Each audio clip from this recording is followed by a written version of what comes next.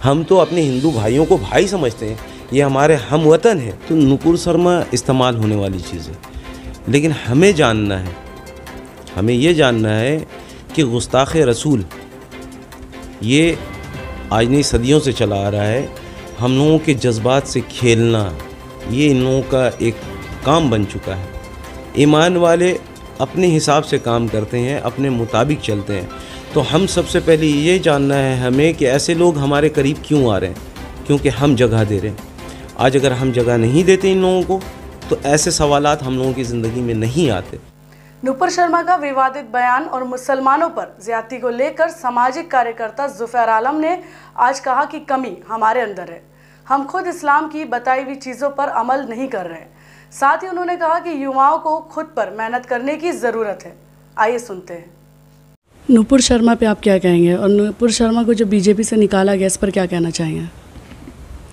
देखिए, नुपुर शर्मा एक ऐसा नाम है जिसको लोग जानते नहीं हैं, और बीजेपी हमारे रोलिंग पार्टी है इनका, तो इन पे तो कुछ नहीं कहना है। नुपुर शर्मा का कोई हैसियत नहीं है, बस हम जैसे छोटे छोटे लोगों को निकालना है और उसको इस्तेमाल करना है। तो नुपुर शर्मा इस्तेमाल होने वाली चीज़ है, लेकिन हमें जानना है, हमें ये जानना है कि गुस्ताख़ रसूल ये आज नहीं सदियों से चला आ रहा है। हम लोगों के जज्बात से खेलना ये इन लोगों का एक काम बन चुका है। कह के एम्प्लॉयमेंट तो है नहीं, बेरोज़गारी ज़्यादा है, लोगों को कुछ ना कुछ करना है। तो ऐसे ही एक ये हथकंडा है ऐसे लोगों का इस्तेमाल करना। नुपुर शर्मा उसी का एक पार्ट है, हथकंडा है, ये इसे इस्तेमाल किया गया। लेकिन मसला ये नहीं है इस्तेमाल कौन किया, क्या कर रहे हैं, किसके साथ कर रहे हैं। हमें ये जानना है हमारे अंदर जो ईमानी जज्बात है, जो जज्बा होना चाहिए। आज ऐसे छोटे छोटे लोग आकर के हम लोगों को हर्ट करते हैं। असल में इनका क्या मकसद है, क्या एजेंडा है, ये जानने की ज़रूरत है कि हमारे ईमान को किस तरह से ठेस पहुंचाया जा रहा है। कहीं मस्जिदों को तोड़ना है ना, हमारे ईमान को ठेस पहुंचाना, नुपुर शर्मा जैसे लोगों को सामने लाना, ये आप लोगों का काम है। इसको उजागर करें। जिस तरह से आप हमसे सवाल किए हैं, इसी तरह से कुछ ऐसे लोगों से सवाल करें जिनका ना कोई धर्म है ना कोई ईमान है। ईमान वाले अपने हिसाब से काम करते हैं, अपने मुताबिक चलते हैं। तो हम सबसे पहले ये जानना है हमें कि ऐसे लोग हमारे करीब क्यों आ रहे हैं, क्योंकि हम जगह दे रहे हैं। आज अगर हम जगह नहीं देते इन लोगों को तो ऐसे सवालात हम लोगों की ज़िंदगी में नहीं आते। मस्जिद हमें जानी है, हम ईमान वाले हैं, मस्जिदों को हमको भरना है, लेकिन मस्जिदें खाली पड़ी हैं तो वो बद्दुआ कर रही हैं। सबसे पहले तो हमारा पैगाम हमारे उम्मत के भाइयों को, हमारे दीनी भाइयों तक ये बात पहुँचे कि हमें 5 वक्त का नमाज को पाबंदी से पकड़ना है, जिसमें हमारा कामयाबी है। आज हम जो टूटे हैं, बिखरे हैं, वजह यही है कि हम अपने आप को अपने रब से दूर कर रहे हैं, और रब से दूरी नाकामयाबी का बाइस है। लेकिन आज जो दौरे हाजिर है, यहाँ पर इतना इख्तलाफात, डिवाइड एंड रूल के पॉलिसी जो गवर्नमेंट लिया है, ये उनका पॉलिसी नहीं है, तो अंग्रेज़ों का पॉलिसी रहा है, और इस पॉलिसी के तहत शुरू से काम हो रहा है जब से मुल्क आज़ाद हुआ है। आप देखिए तो ऐसे कितने लोग आए। तो नुपुर शर्मा क्या है?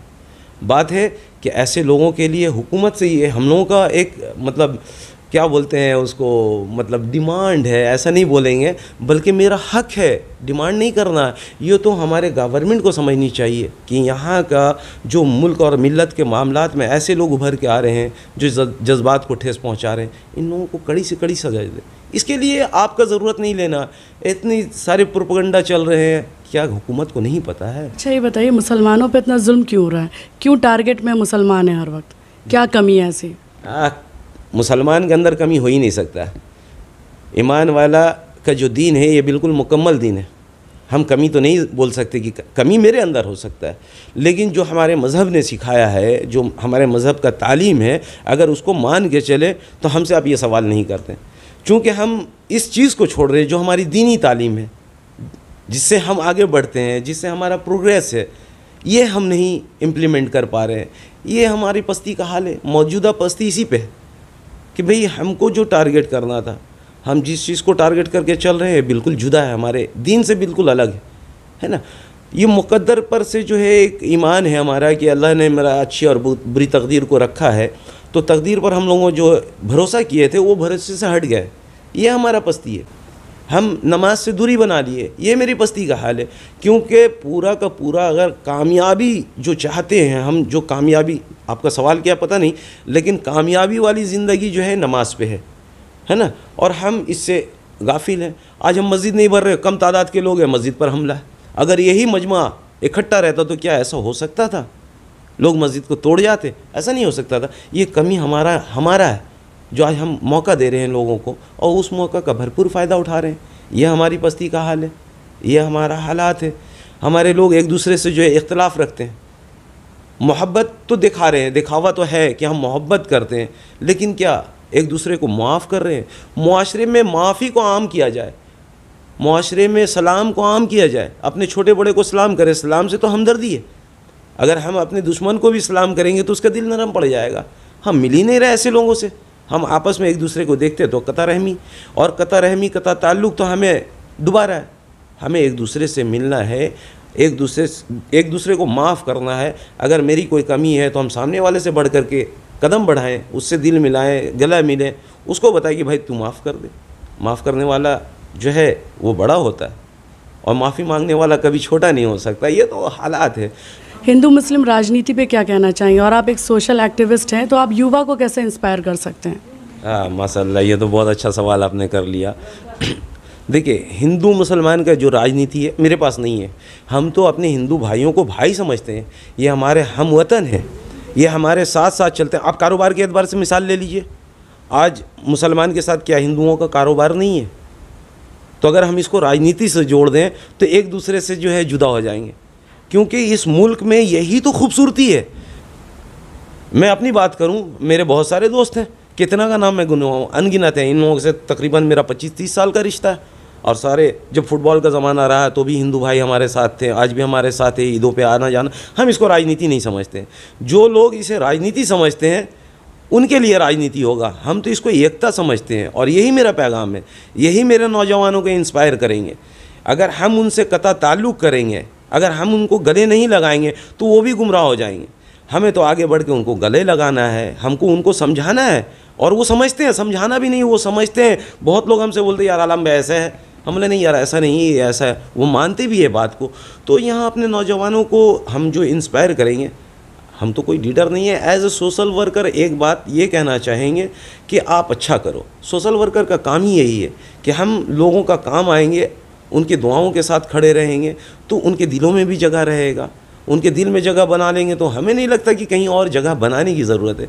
ज़मीन पे जगह बनाना आसान है, लोगों के दिलों पे जगह बनाना बहुत मुश्किल है। अभी रिसेंट एक हॉस्पिटल का एक मामला आया, तो बच्चे का एक एक्सीडेंट हुआ, खड़ा होकर के था, वो गिर गया, पैर फ्रैक्चर। अभी मसला यह आ गया हॉस्पिटल पे कार्ड का। उसकी बहन आई रोते रोते कि भाई क्या करेंगे? तो अल्लाह ने ज़रिया बनाया। मैंने अपने पहचान वाले जो दोस्त हैं बताए, बहुत सारे दोस्त हैं, उनसे बात किया, उनका कार्ड बन गया, बच्चे का ऑपरेशन हो गया। यही तो एकता है। ये तो हमारी हुकूमत, जो वेस्ट बंगाल की हुकूमत है, ममता बनर्जी का स्वास्थ्य साथी कार्ड दिया, ये बहुत बेहतरीन स्कीम भी रहा है उनका। और इसका जो फ़ायदा है, जो थोड़ा सा मेरे नॉलेज में था, हमने बढ़ के हिस्सा लिया, अगला का काम हुआ, उनकी दिल से दुआएं निकली। यही तो एकता है, यही तो मोहब्बत है, यही तो मुल्क की खूबसूरती है कि लोग हकीकत से दूर रहना चाहते, बस प्रोपेगेंडा पे ज़्यादा कान देते हैं, ध्यान देते हैं, इससे दूर हो जाए। ये हमारा मैसेज है। प्रोपेगेंडा नुकसान पहुंचाएगा और हकीकत आपको नफ़ा पहुंचाएगा, हर हाल में पहुंचाएगा।